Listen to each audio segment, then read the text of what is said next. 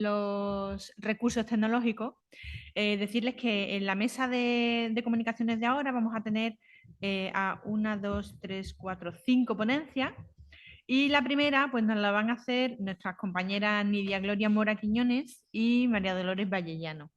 Ellas nos van a hablar de la evolución de una experiencia TIC en charlas y en conferencias para el aprendizaje activo. Cuando queráis. No le des la vuelta todavía. Bueno, pues buenos días. Gracias al comité organizador por permitirnos contar la experiencia docente que tenemos.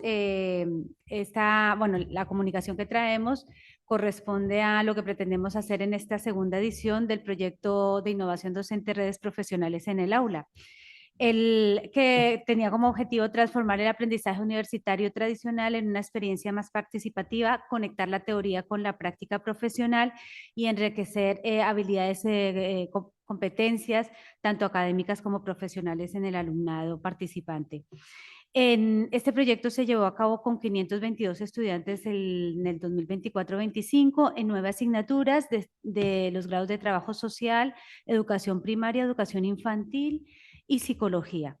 Y las conclusiones, lo que abordamos en las conclusiones, los resultados que obtuvimos con respecto a la aplicación de las TIC en esta experiencia, nos sirvió para esta segunda propuesta, mejorarla y, bueno, ahí. La idea era, a partir de allí, estimular un poco más la participación del alumnado. En un primer momento se aplicó el glosario y los foros con objetivo de que el alumnado comentara su experiencia con respecto a las charlas y con profesionales que participaron, que fueron, perdón, 11 entidades, organizaciones y profesionales de sus campos, de sus disciplinas, y también Inclurec y el Museo Pedagógico de aquí de la Universidad de Huelva. Bueno, los resultados en torno a la participación en el primer cuatrimestre fue, dado que era de manera voluntaria, fue muy escasa, y para el segundo, aunque se vinculó con una actividad práctica y de manera obligatoria, estaba muy sujeta a la calificación. Entonces, nuestra idea en este segundo cuatrimestre es reforzar el procedimiento bueno, la integración de las TIC con respecto a las charlas y conferencias, ¿no? Para hacerla más dinámica y más enriquecida. Y bueno, creo que tengo. Vale, pues el objetivo era mejorar el proyecto. Entonces, nos centramos en claves concretas, como fueron la mejora de la transformación, mejor dicho, de esos espacios TIC, que pasaran de ser de meros repositorios a entornos dinámicos. De manera que el foro y el glosario, convertirlo en espacios de aplicación, de reflexión, dar cabida también a la creatividad del alumnado, y también generar consignas específicas para el alumnado para que fomentaran la investigación y el pensamiento crítico. Creo que esto es la siguiente diapositiva. ¿Toma? ¿Sí? Vale. Bueno, de manera que, por un lado, en el glosario lo que hicimos fue, en un primer momento, la primera año del proyecto fue individual, ahora pasará a ser grupal, para fomentar ese intercambio y participación. Vamos a fomentar la coautoría de los conceptos para que, de manera que cada entrada de cada glosario se discuta y se ponga en conocimiento de un grupo, y además después haya una exposición o en clase o bien en el espacio virtual. Y el foro, pues también en el foro se van a extraer una serie de preguntas relacionadas con las charlas impartidas para que también estén vinculadas de esta manera. Por tanto, cuestiones claves también. Tenemos rúbricas claras, criterios de evaluación transparentes y comprensibles, evaluación formativa, que hay una retroalimentación continua para el desarrollo del aprendizaje, y productos finales creativos, que fomenten la originalidad y la expresión personal que se pueda luego compartir en el grupo. de manera que el enfoque sea más activo y competencial, haciendo que el alumnado sea el protagonista de su propio aprendizaje. Nos centramos en el análisis crítico de la información que se ha recibido, que se maneja, que se pone en común, una reinterpretación de los conceptos, desarrollando nuevas perspectivas y también esa cavidad a la creación colaborativa. Se pasa de simplemente señalar aquellos, en el glosario, por ejemplo, señalar aquellos conceptos a que sea colaborativo. Y estos son los beneficios esperados, que haya una mayor implicación, un mayor aprendizaje significativo y que sea aplicable a la práctica. Y creo que ya lo he clavado. Para ser la primera. Muchas gracias. Vamos a parar gracias a premio extra. Si queréis matizar un par de minutitos, porque vamos a necesitar un par de minutos la sesión para hacer un cambio que hay que hacer. Y como ya estáis aquí, habéis redondeado perfectamente, pero igual os apetece añadir algo, pues aprovechar con un par de minutos. Están ahí sentadas, si queréis, si no, pues adelante. En 2 minutos, ahora rematamos esta labor y seguimos. Yo sí, simplemente matizar que nos dimos cuenta en la elaboración del proyecto, cuando propusimos al alumnado que el glosario, que desarrollaran el glosario, simplemente en aquel primer momento seleccionaban una palabra, la describían, la copiaban y la pegaban y punto. Esa tarea estaba hecha, pero ahí aprendizaje significativo había poco. De manera que en esta segunda sesión lo que vamos a hacer es que ese concepto sea debatido y compartido en grupo para que haya un aprendizaje más significativo y luego una exposición, bien en clase o bien en el aula, pero que no sea simplemente un copiar y pegar. Se usan las nuevas tecnologías, pero que se usen bien y adecuadamente para que produzca un aprendizaje mejor. No solo con el glosario, sino también, por ejemplo, con el foro, también ese diálogo constructivo que puedan tener, ese diálogo de saberes, de lo que entendieron de las charlas, de los hallazgos que encuentran en la evidencia de por ejemplo, los manuales de referencia o de una búsqueda en fuentes científicas y que lo integren en un producto, sea un elemento de un póster o una infografía o un TikTok, o un elemento creativo que también les motive para que de manera autónoma no estén sujetos a la condicionalidad de que sea calificada, ¿no? ¿Nos enrollamos más?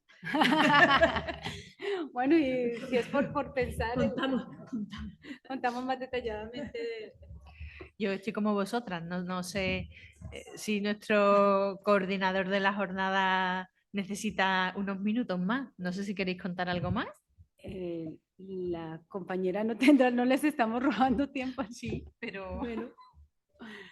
El objetivo del proyecto de ambos siempre ha sido poner en relación la teoría y la práctica. Entonces, esas indicaciones que se le dieron al alumnado para que trabajaran sobre ellas, esas consignas, estaban en relación sobre todo también de ideas, conceptos que relacionaran la teoría con la práctica.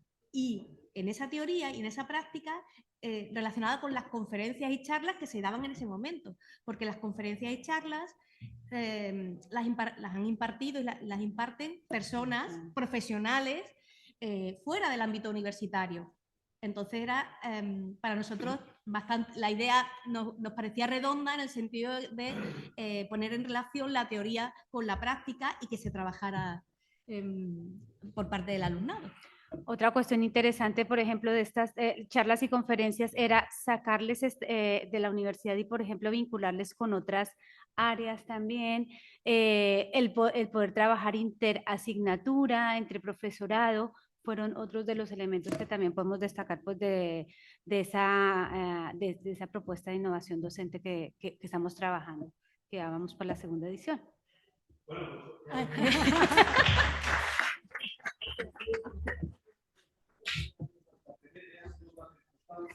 que teníamos una mesa de recepción fuera y claro, hace frío, que les ha servido de todo Y hemos pensado que si la ponemos aquí dentro, pues todos había que hacerlo cuanto antes. Bueno, pues ahora sí, vamos a continuar con nuestra siguiente ponente. Es Belén Crespo Torres. Ella trabaja en el CEU NUVA y nos va a traer la ponencia El patrimonio como medio para inclusión social, conmemorando la llegada del pueblo gitano a Andalucía. Gracias, Belén.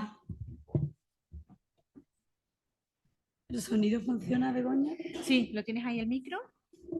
Que es un vídeo cuento. A ver.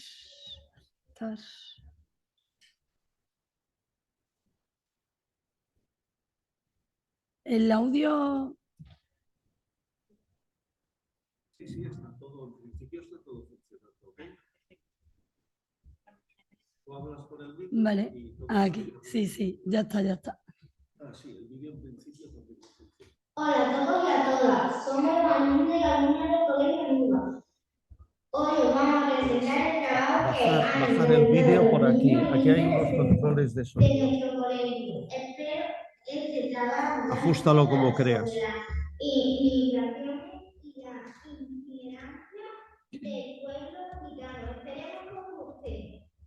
Buenos días, soy Belén, maestra de educación primaria, aquí en Huelva, en un contexto educativo bastante complejo. Muchos, si sois de aquí, lo conoceréis, el Torrejón, de carácter público. Y bueno, esta mañana ya llevamos hablando de innovación y nos ha quedado toda una tarde, yo creo en la innovación. Y imaginaros si esta innovación es aliada en todos los ámbitos, en un contexto educativo en el que la motivación brilla por su ausencia, ¿no? Esta es una práctica que se ha hecho en este curso escolar con población de etnia gitana y lo hicimos para conmemorar la llegada del pueblo gitano a Andalucía, ya que el 90% de los niños del colegio pues son de etnia gitana. Y se ha hecho la práctica con el apoyo, del Distrito 5, que es un plan estratégico de inclusión social que lucha por lo que son las carencias afectivas, sociales, económicas que tienen estos niños, y son voluntariados que van mucho a los colegios y nos pidieron la colaboración para trabajar este día del pueblo gitano, que para ellos es toda una celebración y no deja de ser patrimonio inmaterial, ¿no?, de nuestra cultura. Entonces, lo que vais a ver es un videocuento. Por motivos de tiempo no lo voy a poder exponer, pero como está público en la web, pues todo aquel que quiera lo podrá hacer. Y nada, simplemente contaros que fue la estrategia de hacerlo con Geniali, una herramienta que todo el mundo sabe manejar, en la que nos centramos en la grabación de voz y elaboración de dibujos. Lo más complejo, pues adaptar toda la información para que estos niños entendieran la lucha de las migraciones que había sufrido su pueblo gitano hasta llegar a Andalucía. Entonces, adaptar toda una información a ese lenguaje para que ellos lo entendieran, sin duda ha sido lo más arduo del proyecto. Y como digo, una vez que se le explicó a los niños todo ese contenido de las migraciones del pueblo gitano, empezamos a grabar sus voces. Hicimos dibujos de cada una de las escenas que íbamos contando y luego ya, obviamente, el montaje, la edición fue parte de los docentes. Estamos hablando de niños de sexto de primaria que tienen 12 años, incluso algunos 13 que deberían de estar en primero de la ESO, pero con un contexto educativo bastante deprimido y unas dificultades que lo sitúan en un segundo o cuarto de educación primaria. Entonces, imaginaros que esta práctica que se ve aquí en 10 minutos no ha sido nada fácil por el contexto del que estamos hablando. Una vez que se terminó el Geniali, el videocuento, estos niños fueron a exponerlo a una asociación que también está situada allí en el Torrejón y lo expusieron delante de otros centros, porque como os digo, es todo un orgullo para ellos, son gitanos, conmemorar la llegada del pueblo gitano y de combatir toda la lucha que tuvieron que sufrir migrando desde, como vemos en el videocuento, desde la India en el siglo V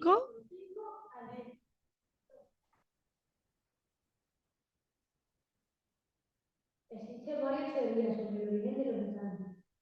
Durante mucho tiempo se pensó que los gitanos producían vehículos, pero las teorías más aceptadas de la actualidad son aquellas que la sitúan en el noroeste de la India, y más en concreto en la zona del Punjab. ¿Y por qué es esa la teoría más aceptada? Por los estudios lingüísticos hallados del romano. Ya os digo que lo más complejo fue hacerles entender el contenido de lo que tenían que contar, porque claro, sus padres ni sus abuelos han sufrido esas migraciones. Sí que han sufrido o siguen sufriendo eh, los estereotipos que hay del pueblo gitano, incluso en su propio barrio, y eso sí les ha acercado a entender la historia. Pero bueno, como os comento, lo más complicado fue adaptar esa información. Son pocas diapositivas desde el siglo V que salen de la India, Turquía, Afganistán, ¿vale? Cómo se van esparciendo por el Imperio Bizantino, la expansión a Europa, y lo que más nos centramos en trabajar ya es la llegada a España y, como no, los asentamientos de Andalucía, hasta aterrizar en Huelva, en nuestra parte. Y nada, simplemente dejaros aquí pues, algunas fotos que se han hecho, que lo hemos dedicado a un poema de García Lorca del pueblo gitano. Y esto es todo. Os dejo que lo veáis en el enlace público. Gracias.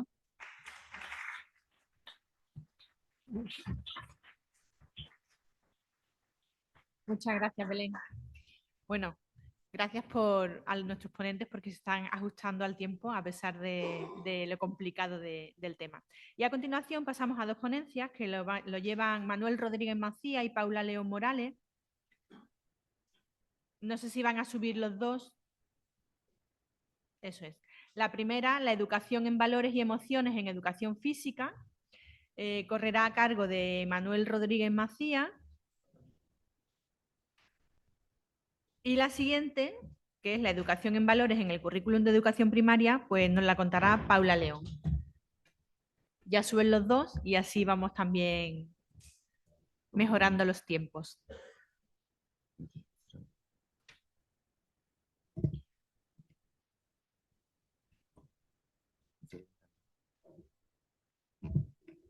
Ya se está viendo. Cuando quiera, le doy al... Buenos días.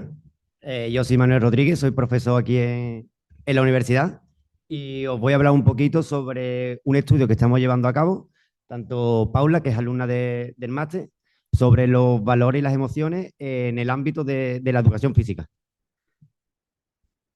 El estudio, el trabajo que estamos llevando a cabo, os voy a exponer brevemente los objetivos, el método, así como los principales resultados.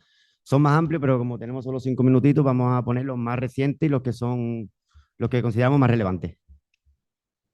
En cuanto a los objetivos, de primer momento tenemos claro que era realizar una revisión de la literatura con el objetivo de conocer y aclarar las relaciones que existen entre la educación en valores, la educación emocional, en el contexto de la educación física, ya que este triángulo puede ser algo ambiguo, algo que todavía no se desarrolla del todo bien. Y por último, creemos que es muy importante proponer una serie de aplicaciones didácticas a través de los hallazgos que hemos encontrado en este estudio, con la idea de llevarlos a la práctica. El método que hemos llevado a cabo, hemos realizado una búsqueda en 5 bases de datos: Web of Science, Scopus, Spordisco, ERIC y PC Info. A partir de ahí creamos los bloques de búsqueda. Son cinco grandes bloques que están unidos por el conector booleano AND.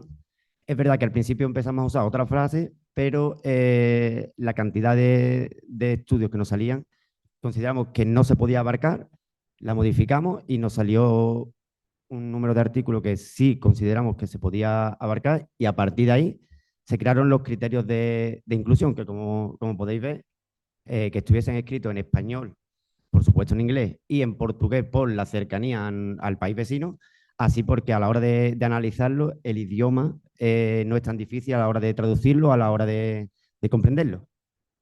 El segundo criterio de inclusión era que estuviesen disponibles completamente, es decir, full text, que no necesitáramos la compra del estudio, simplemente que lo pudiésemos consultar, que fuesen artículos científicos Y con este criterio de inclusión ya excluíamos que todos los libros, capítulos de libros, lo quitáramos.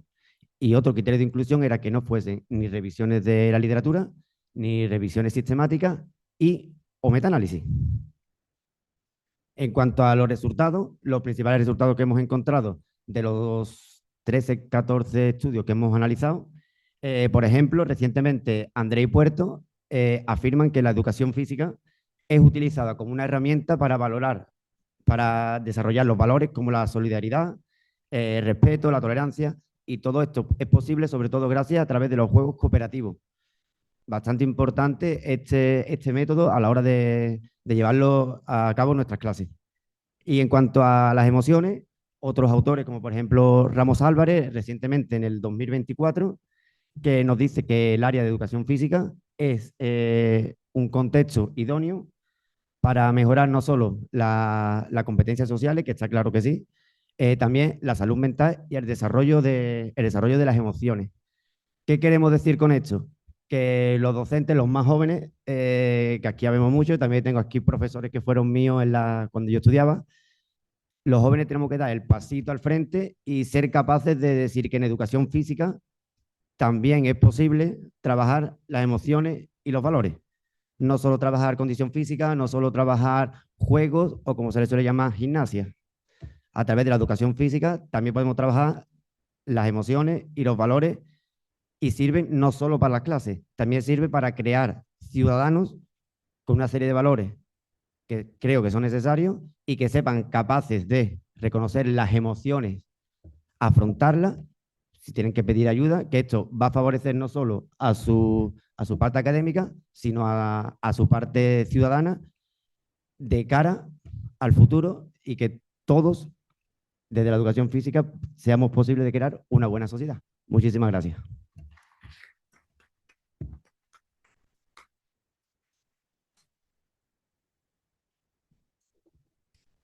Bueno, pues ahora nos va a hablar Paula. Paula, no te acerques mucho al micro porque con Manuel ha pasado que... Sí, se ha acoplado un poquito, ¿vale? Buenos días, soy Paula León y él es Manuel Rodríguez. Soy alumna del máster de investigación y el trabajo que hemos estado realizando está enfocado en la educación en valores en el currículum de educación primaria.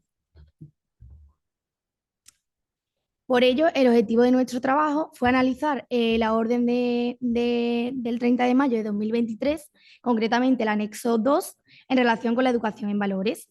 Y para llevarlo a cabo seguimos una serie de pasos para completar nuestro trabajo.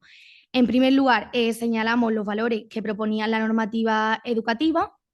En segundo lugar, describimos los valores de cada área sin tener en cuenta los ciclos. En tercer lugar, determinamos, en este caso, los valores por ciclo independientemente de las áreas. Y en cuarto lugar, mostramos los valores de cada área por ciclo.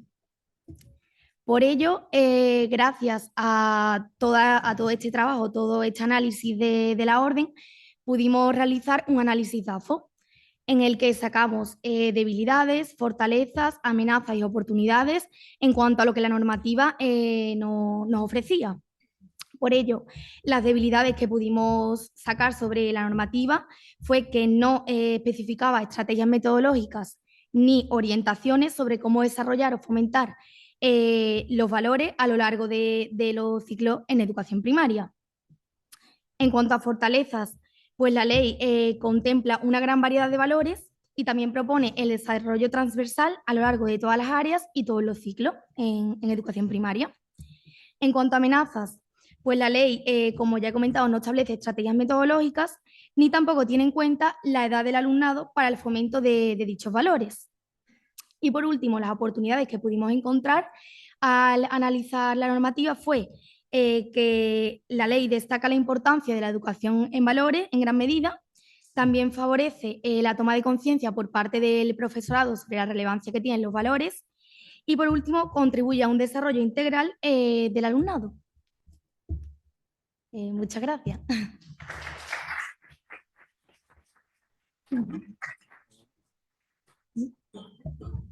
Bueno, pues agradecemos vuestra brevedad, así tenemos más tiempo luego para la charla. Damos paso entonces a nuestra última ponente. Muchas gracias, chicos. Damos paso a nuestra última ponente de la mesa de este momento, que es Eulalia Álvarez Gallardo. Ella viene de la Escuela de Arte Superior León Ortega y nos va a hablar. Su ponencia lleva el título Experimentación con materiales sostenibles y orgánicos para nuevas aplicaciones en el aula de la Escuela Superior de Arte León Ortega de Huelva. Sí.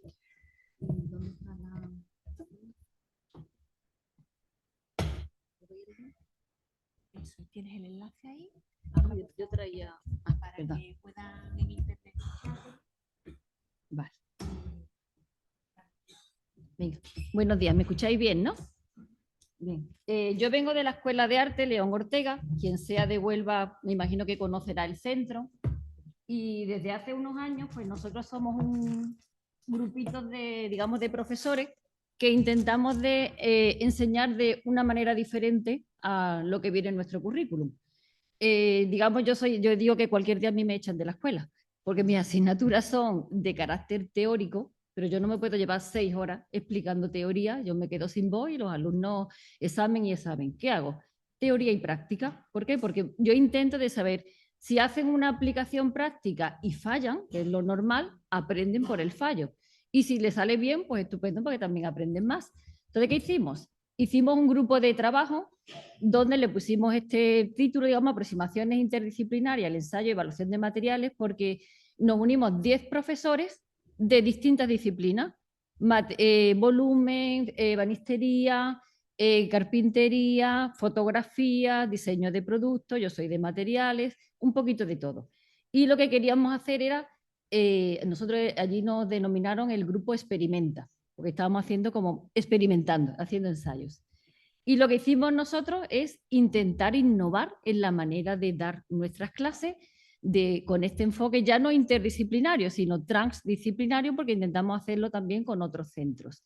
Intentamos de utilizar materiales orgánicos, sostenibles y también emergentes para innovar, para crear digamos, una serie de prototipos que ellos los pudieran utilizar luego para crear objetos y productos. ¿Vale? Por ejemplo, uno de los grupitos, hacíamos cosas en individual y en grupitos de 2, y luego lo llevábamos al aula. Fue crear una biocerámica que la llamamos con cáscara de huevo. Nosotros tenemos en la escuela talleres de cerámica, donde sabemos que la cerámica luego hay que ponerlo en el horno y tal, y que queríamos crear como una alternativa con cosas sostenibles, con restos domésticos que tenemos en casa. Yo desde el principio de curso ya le estoy diciendo, digo, guardad las cáscaras de huevo y hervirla y guardarla que vamos a utilizarla. Utilizamos un aglutinante, que es un producto que se utiliza en cocina, que nada que sea tóxico ni nada que sea, digamos que tenga algún tipo de impedimento y fácil de conseguir.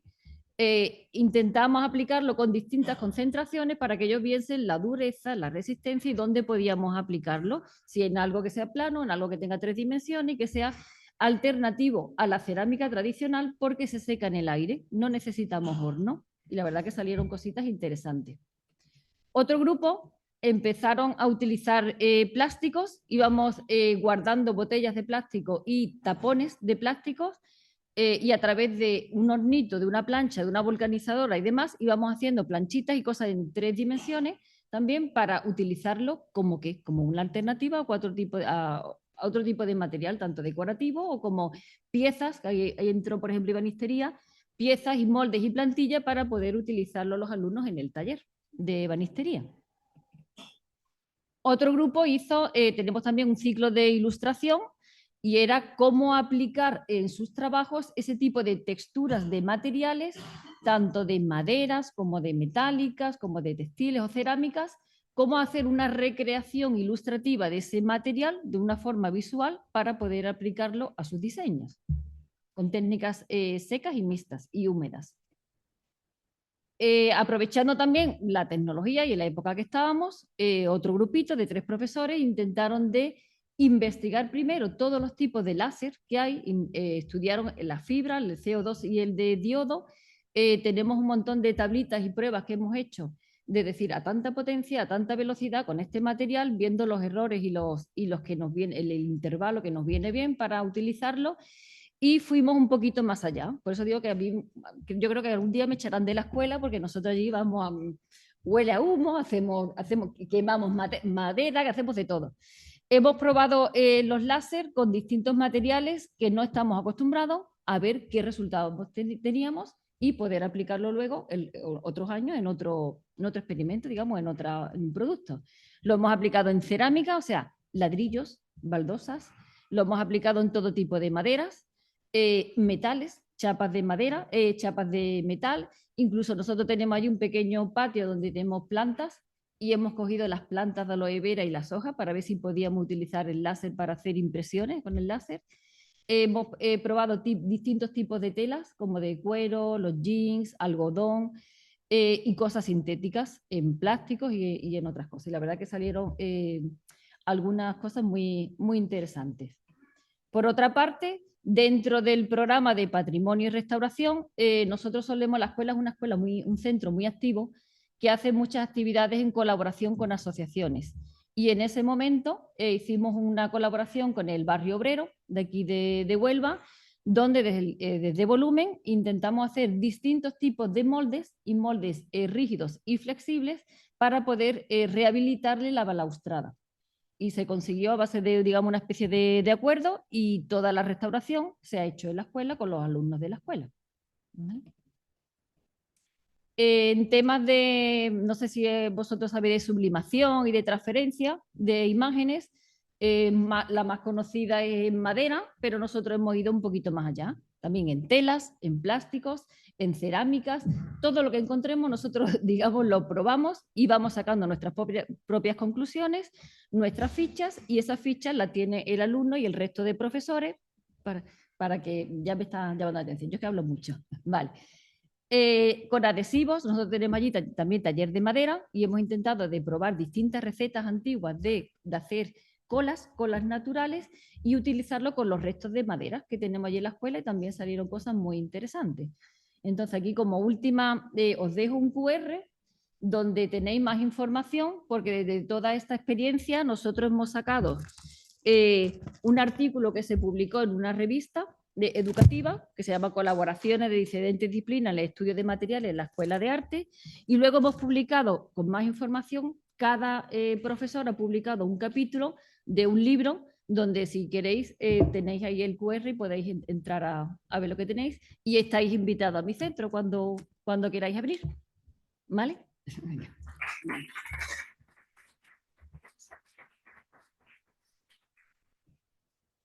Bueno, muchas gracias a todos los ponentes